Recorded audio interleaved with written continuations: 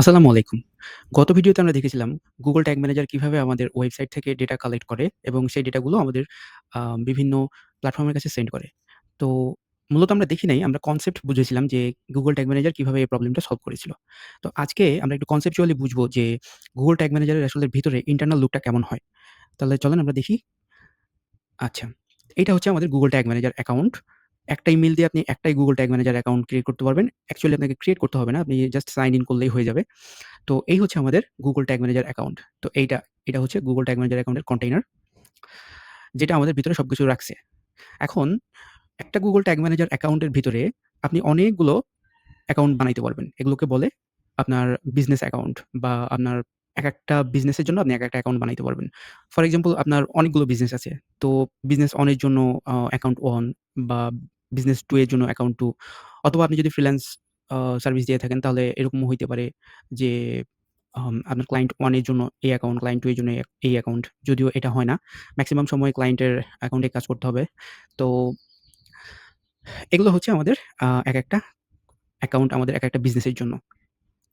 এখন আমরা যদি একটা অ্যাকাউন্টের ভিতরে যাই, তাহলে দেখতে পারবো, একটা অ্যাকাউন্টের ভিতরে আসলাম, তাহলে দেখতে পারবো যে এখানে আমরা কন্টেইনার বানাইতে পারি। ওকে?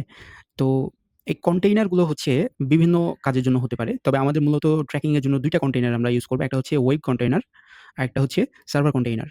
তো ওয়েব কন্টেইনার বলতে আমরা যেটা ব্রাউজার থেকে ডেটা পাঠাবো সেটার জন্য আমাদের ওয়েব কন্টেইনার ব্যবহার হবে, এবং যেটা সার্ভার থেকে সার্ভারে ডেটা পাঠাবো সেটার জন্য আমাদের সার্ভার কন্টেইনার ব্যবহার হবে। তো এই যে ব্রাউজার থেকে ডেটা পাঠানো বা সার্ভার থেকে ডেটা পাঠানো, এগুলো আপাতত স্কিপ করতে পারেন, বা এগুলো আপাতত আ আ এত কমপ্লেক্স ভাবে না নিতে পারেন। কারণ এগুলো আমরা পরবর্তীতে ডিপ ডাইভ করব। তো জাস্ট অ্যাকাউন্ট স্ট্রাকচারটা বুঝেন যে একটা অ্যাকাউন্টের ভিতরে আমাদের ২ টা আমরা ২ টা কন্টেইনার নিয়ে কাজ করব। একটা হচ্ছে ওয়েব কন্টেইনার, আরেকটা হচ্ছে সার্ভার কন্টেইনার। এখন ওয়েব হোক অথবা সার্ভার হোক, প্রত্যেকটা কন্টেইনারের ভিতরে কিছু কমন জিনিসপত্র থাকে। তো চলেন এগুলো দেখি। ধরেন এই ওয়েব কন্টেইনারের ভিতরে আমরা ঢুকলাম। তো এটার ভিতরে আমাদের কয়েকটা জিনিস থাকে। যেমন ধরেন ১ম টা হচ্ছে ট্যাগ। ট্যাগ বলতে আমরা মূলত অ্যাকশনকে বুঝাবো। ওকে? যেখানে আমরা অ্যাকশনটা ডিফাইন করব। যেমন ধরেন, এটা যদি আমার ওয়েবসাইট হয়, এখানে আমার একটা এড টু কার্ট বাটন আছে। তাই কি না? তো যদি আমরা এটাকে ট্র্যাক করতে চাই, তাহলে আমি এই ট্যাগের ভিতরে গিয়ে বলে দিয়ে আসবো, "ভাই, তুমি এই এড টু কার্ট বাটনটি ট্র্যাক করবা, বা তোমাকে এই এড টু কার্ট বাটনটি ট্র্যাক করতে হবে।" তো এই যে আমি কন্টেইনারের ভিতরে এই অ্যাকশনটা ডিফাইন করে দিয়ে আসলাম। তো এখন কন্টেইনার ভাববে কি? যে আচ্ছা, ট্র্যাক তো করতে হবে। কখন ট্র্যাক করব? কোন সময় ট্র্যাক করব? তাহলে আমাকে বলতে হবে না যে যখন কেউ এখানে ক্লিক করবে তখন ট্র্যাক করবা? এই যে আমি কন্ডিশনটা বলে দিব যে কেউ এখানে যখন ক্লিক করবে তখন ট্র্যাক করবা, সেটাই হচ্ছে আমাদের ট্রিগার। যে ট্রিগার মিনস যেখানে আমরা কন্ডিশন ডিফাইন করি। যখন কেউ এই এড টু কার্ট বাটনটি ক্লিক করবে তখনই তুমি এই অ্যাকশনটা আম পারফর্ম করবা। বিষয়টা হচ্ছে এরকম। আচ্ছা, এই গেল ট্যাগ আর ট্রিগারের ধারণা। এবার আসে ভ্যারিয়েবল। এখন আমরা যখন এই ট্যাগ এবং ট্রিগার গুলো কনফিগার করব, তখন দেখা যাবে যে আমাদের বারবার কিছু জিনিস ব্যবহার করতে হচ্ছে। তো এগুলোকে আমরা রিইউজেবল ডাটা হিসেবে ভ্যারিয়েবলের মধ্যে স্টোর করতে পারি। যেটা আমাদের বারবার ব্যবহার করতে হবে। তো ভ্যারিয়েবল মূলত আসছে আমাদের কাজকে সহজ করার জন্য। আমরা যখন একই ডাটা বারবার ব্যবহার করব, তখন আমাদের বারবার ওই ডেটাগুলো ম্যানুয়ালি বসাতে হবে। এটা একটা অনেক সমস্যা, এবং এখানে ভুল-টুল হয়ে যেতে পারে। এখানে অনেক এরর চলে আসতে পারে। তো এগুলো কমানোর জন্য এবং ম্যানেজ করার জন্য, খুব ভালো ম্যানেজমেন্টের জন্য আমরা ভ্যারিয়েবল গুলো ব্যবহার করব।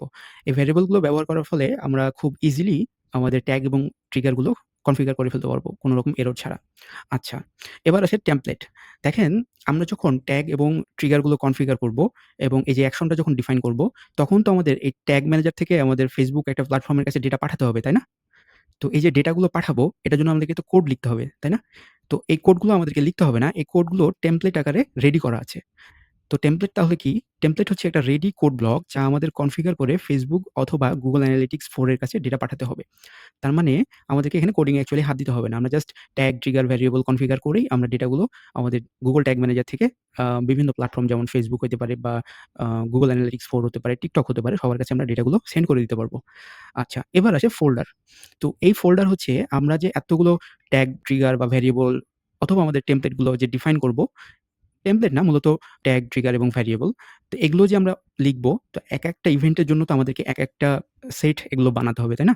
তো এতগুলো যখন বানাবো, অনেকগুলো যখন বানাবো, তখন দেখা যাবে যে এগুলোকে অর্গানাইজ করা খুব কঠিন হয়ে যাচ্ছে। যার কারণে আমরা ব্যবহার করব ফোল্ডার।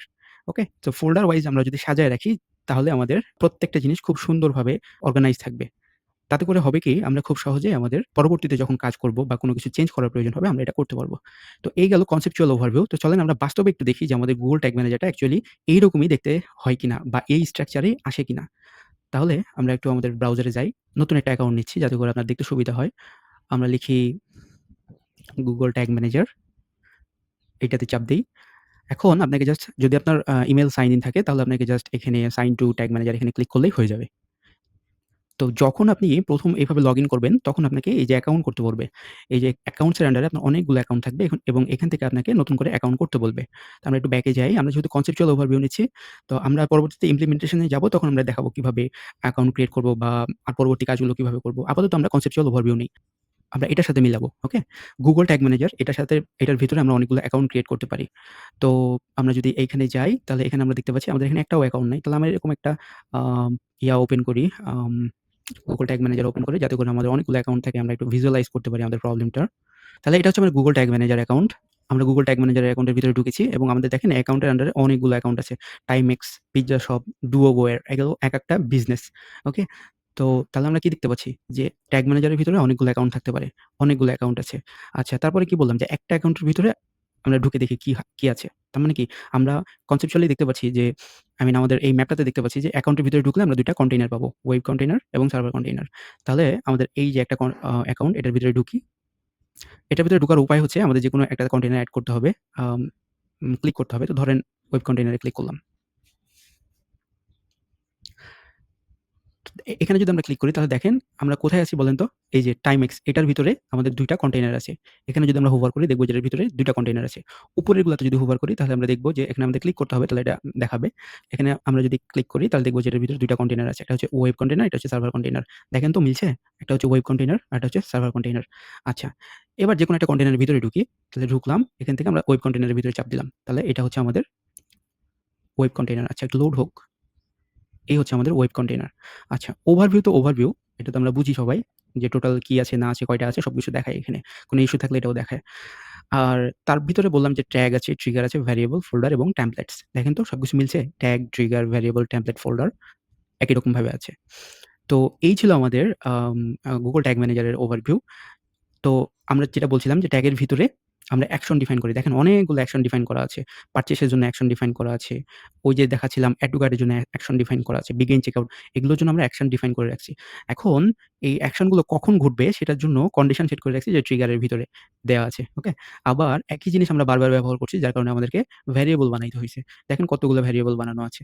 আবার এই যে এতগুলো ট্যাগ এখন এগুলো ম্যানেজ করা অনেক ঝামেলা, তাই না? এখন যদি আমি এগুলোকে খুব সহজে ম্যানেজ করতে চাই বা আমি যদি চাই যে আমি এত কিছু দেখতে চাই না, আমার প্রবলেম হয়েছে শুধুমাত্র এড টু কার্ট এর ভিতরে। তো ওইটা শুধু ইন্সপেক্ট করতে চাই। তাহলে দেখেন এড টু কার্ট এ আমাকে এই যে এটা খুঁজতে হবে। এটা গেল সার্ভারের। তাহলে ব্রাউজারের আবার কোথায় আছে এটা। এভাবে খুঁজে পাওয়া অনেক সময় সাপেক্ষ ব্যাপার বা বিরক্ত লাগতে পারে। এই কারণে আমরা ফোল্ডারের ভিতরে সুন্দর করে অর্গানাইজ করে রাখবো। যদি দেখি আমাদের ফোল্ডারের ভিতরে দেখেন এড টু কার্ট এর আমাদের ২ টা ইভেন্ট এখানে আলাদা আছে। ইমেইল আমরা যে ইমেইল অ্যাড্রেস আমরা ট্র্যাক করেছি যে ইমেইল ধরেন কেউ ইমেইলে ক্লিক করলেও আমরা ডেটা পাবো। আবার কেউ যদি ইমেইলটা ম্যানুয়ালি কপি করে আমাদের ওয়েবসাইট থেকে সেক্ষেত্রেও আমরা ডেটা পাবো। দেখেন ফর্ম সাবমিশন এর জন্য আলাদা। এইভাবে আমরা সুন্দরভাবে অর্গানাইজড ওয়েতে জিনিসপত্র ট্র্যাক করব। যাতে করে আমাদের ডেটাগুলো খুব সুন্দরভাবে আমরা রাখতে পারি এবং ম্যানেজ করতে পারি। পরবর্তীতে যদি কেউ এখানে কাজ করে সে যেন বুঝতে পারে যে হ্যাঁ, এইটা একজন ভালো ট্র্যাকিং প্রফেশনাল এটা ট্র্যাক করেছে বা এখানে কাজ করেছে এবং খুব ইজিলি এটা ম্যানেজেবল। তো এই ছিল আমাদের ওভারভিউ Google Tag Manager অ্যাকাউন্টের। আশা করি আপনাদের এই কনসেপ্টটা ক্লিয়ার হয়েছে। যদি কোনো প্রবলেম থাকে কমেন্টে জানাতে পারেন। আমি চেষ্টা করব অ্যান্সার করতে। ধন্যবাদ সবাইকে। আসসালামু আলাইকুম ওয়া রাহমাতুল্লাহ।